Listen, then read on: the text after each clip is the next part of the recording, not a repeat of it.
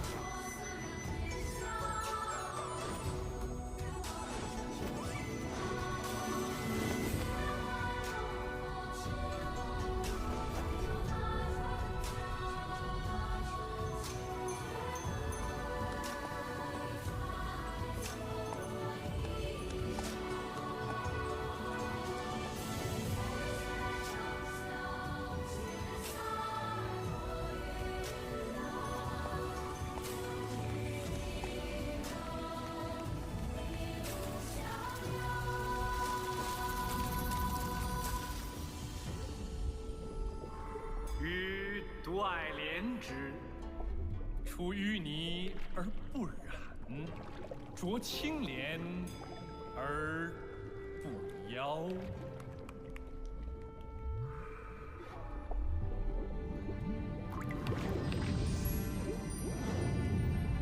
丹心托向谁？跨里向阳之。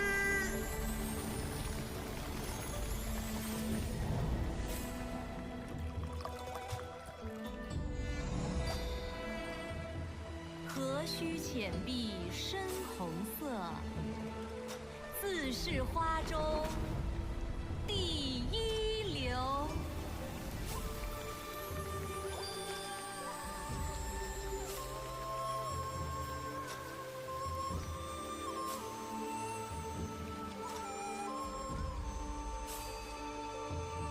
采菊东篱下，悠然见南山。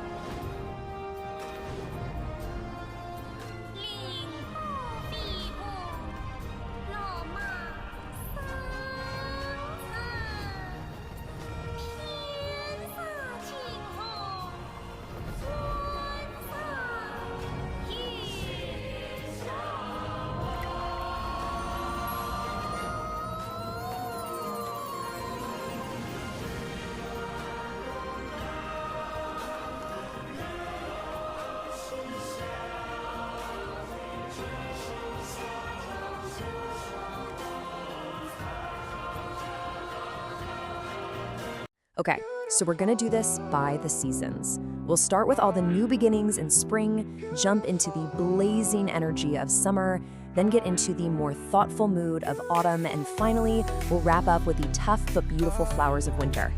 So let's kick things off right where the year begins, with spring. You know, a time for everything to wake up and come back to life. Our very first deity is for the plum blossom. So the legend goes that on a cold winter day, a single plum blossom petal floated down and landed right on the forehead of Princess Shouyang. It looked so beautiful that it started a whole new makeup trend called the plum blossom design. And because this flower is brave enough to bloom in the cold, both it and the princess became symbols of strength and finding beauty when times are tough. Next up is the apricot blossom, and its deity is Yang Yuhan, one of the most famous imperial consorts in the Tang dynasty. Now, apricot blossoms are just stunning when they bloom, but that peak beauty lasts for such a short time, and that's a perfect mirror of Yang Yuhan's own life, one of incredible beauty and power that, well, ended very tragically. So together they represent a kind of beauty that's brilliant, but also incredibly fragile. For the third month, we've got the peach blossom. Now this one's a little different. Its deity isn't a real person, but a legend, the peach blossom fairy. In Chinese culture, this flower is like the ultimate symbol of love and romance. Even today, if your love life is going really well, people will literally say you have peach blossom luck. So the fairy is this spirit who's thought to bring new love into your life. All right, let's turn up the heat. We're heading into summer, a season with some really vibrant flowers and some seriously powerful figures to match. The fourth month belongs to the peony, which is known as the king of flowers and symbolizes all things good, wealth, honor, prosperity. And its deity, the great poet Li Bai. Now, what's so cool about this is that Li Bai just loved life. He wrote all these poems about peonies, good wine, beautiful spring nights. He just had this infectious energy. So people kind of jokingly decided he was the perfect deity for the most prosperous and joyful flower of all. In the fifth month, you have the fiery red pomegranate blossom. Its guardian is Zhang, a legendary demon queller. See, the fifth lunar month was traditionally thought to be a time when evil spirits were kind of running wild, so people would hang pictures of the super fierce Zhang on their doors for protection. His powerful, protective vibe is a perfect match for the flower's intense red color. It's all about warding off bad luck. And just so we're clear, a demon queller like Zhang is basically a spiritual bouncer. Yeah, he's this guardian figure whose image alone is supposed to scare off ghosts and evil spirits, which is why he's so important this time of year. The lotus of the sixth month is all about purity. Its deity is Zhao Dunyi, a scholar from the Song dynasty. And this is a great example of how a piece of writing can completely shape a culture. He wrote this famous essay on loving the lotus, and in it, he praised the flower for growing out of muddy water but staying perfectly clean. Because of that essay, the lotus became this forever symbol of staying noble and pure, no matter how messy the world around you gets. And now we're heading into autumn. This is a season of harvest, a time for reflection, and a much more subtle kind of beauty. So the seventh month gives us the crepe myrtle, and its deity is Emperor Xuanzang. Now you might remember that name from the tragic story of our second deity, Yang Yuhan. His entire reign was known for incredible artistic achievements and that epic, tragic love story. The crepe myrtle, which blooms for a really long time and is both elegant and strong, is seen as a perfect reflection of the royal glory and intense passion of his era. The eighth month brings the super sweet-smelling osmanthus, which blooms right around the Mid-Autumn Festival. That amazing scent is forever tied to full moons, family getting together, and the sweetness of a good harvest. Its deity is often shown as a graceful woman, Lady Osmanthus, who represents this quiet happiness and the sweet rewards you get after a long year of hard work.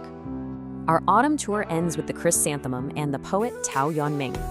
This flower is famous for blooming late in the year, braving the cold autumn winds. And that resilience perfectly mirrors the poet's character. See, Tao Yuanming famously walked away from a corrupt political job to live a simple life in the country, just taking care of his garden. So the chrysanthemum stands for his noble choice of seclusion, choosing to keep your integrity instead of chasing fame and fortune. And at last, we've made it to winter. This is a time of quiet elegance and, believe it or not, some amazing resilience. For the 10th month, we have the hibiscus, which is a fascinating flower because it actually changes color during the day, starting light and then getting deeper. This is paired with Diao, another of China's legendary beauties. On the outside, she seemed so gentle and delicate, but she used her cleverness and courage to bring down a powerful warlord. So together, they symbolize a kind of beauty that's soft on the surface, but has incredible power hidden inside. The flower for the 11th month is the camellia, which blooms beautifully even when it's windy and frosty. Its deity is another great Tang poet, by Juyi. He was famous for writing poems that were simple and warm, poems that regular people could actually understand and feel.